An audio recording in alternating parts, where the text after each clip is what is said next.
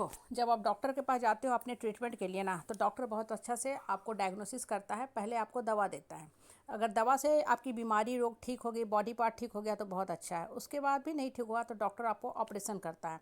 Operation के बाद भी आपकी बीमारी रोग ठीक नहीं हुई तो डॉक्टर क्या करता है, कहता है कि अब इस बॉडी पार्ट को रखने का कोई फ़ायदा नहीं, इस सना हुआ बॉडी पार्ट है, इसको आप हटा के फेंक ही दो, नहीं तो और बॉडी पार्ट दूसरे अच्छे पार्ट को डैमेज कर देगा।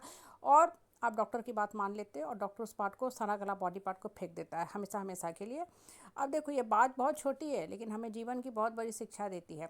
हाँ, डॉक्टर एकाएक आपका बॉडी पार्ट नहीं फेंकता है, धीरे धीरे धीरे ग्रेजुअली देखता है नहीं प्रोग्रेस हो रहा है तो फेंक देता है। जीवन में भी यही लॉ काम करता है। किसी भी रिश्ते को पहले हम लोग चलाने की कोशिश करते हैं और चलाना चाहिए भी, क्योंकि हर इंसान में कुछ ना कुछ कमियां होती है, कुछ ना कुछ अच्छाई होती है।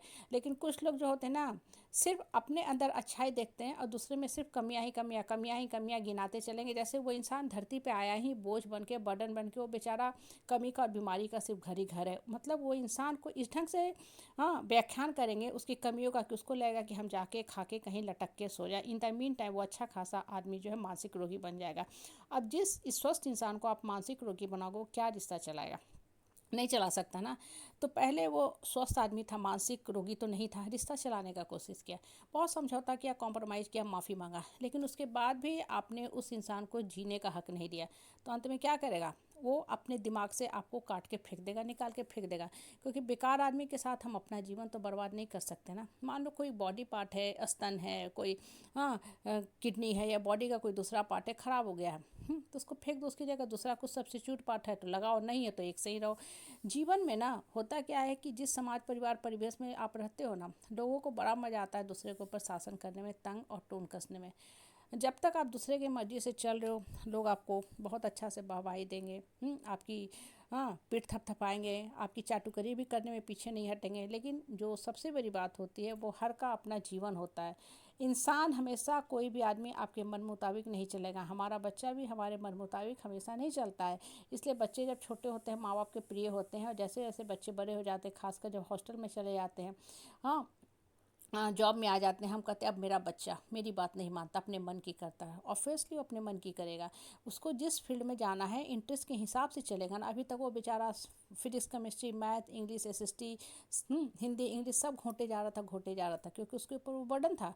अब वो बड़ा हो गया, उसकी अपनी इच्छा है, ड्रीम है, डिजायर है, उसका माइंड क्या सोचता है उस ढंग से वो अपने विषय का चुनाव करेगा, पढ़ाई करेगा, हायर स्टडी करेगा, या अपने लिए जॉब करेगा, स्टार्टअप करेगा, अगर उसके अंदर वैसी पावर है, या साइंटिस्ट बनेगा, या रिसर्च के फील्ड में जाएगा।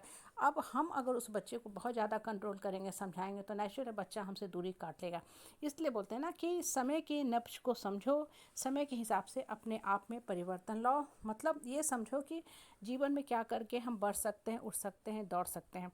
अगर आप एक ही जगह स्थिर रहोगे ना, तो दिमाग भी सड़ने लगेगा। और कभी भी रिश्ते के नाम पे फ़ायदा उठाने का कोशिश मत क्या करो। चाहे हस्बैंड वाइफ का रिश्ता हो, पति पत्नी आप हो, भाई बहन हो, या रिश्ते का कोई भी नाम हो, या संतान के साथ ही रिश्ता क्यों ना हो।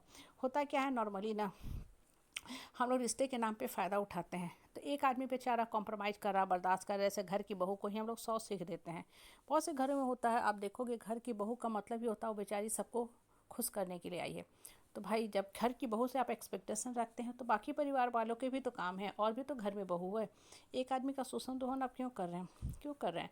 इसलिए रिश्ता नहीं चलता है। और फिर इंसान बर्दाश्त करते करते 1 दशक बीता, 2 दशक बीता, पूरा जीवन तो कोई नहीं बर्बाद कर देगा ना।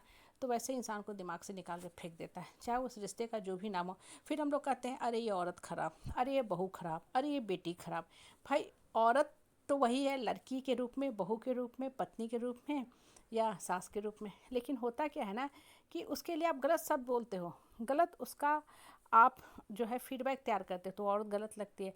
उसकी भी तो पूरी बात सुनोगे। कोई भी हम निर्णय लेने के पहले पूरी बात जब तक नहीं सुनेंगे, हम कैसे निर्णय ले सकते हैं? मेरा यही मानना है कि किसी भी रिश्ते के अंतिम लक्ष्य तक पहुंचने के पहले हमें पूरा सोचना चाहिए, विचारना चाहिए, फिर निर्णय तक पहुंचना चाहिए।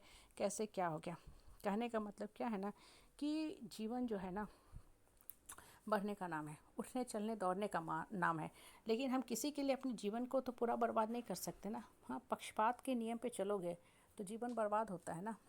और इसलिए बोलते हैं ना कि जो इंसान आपका दिमाग ख़राब कर रहा है, उसको दिमाग से निकाल के फेंक दो। जैसे कूड़ा करकट को सुबह उठते हैं हम गांठ निकाल के बाहर घर के फेंक देते हैं।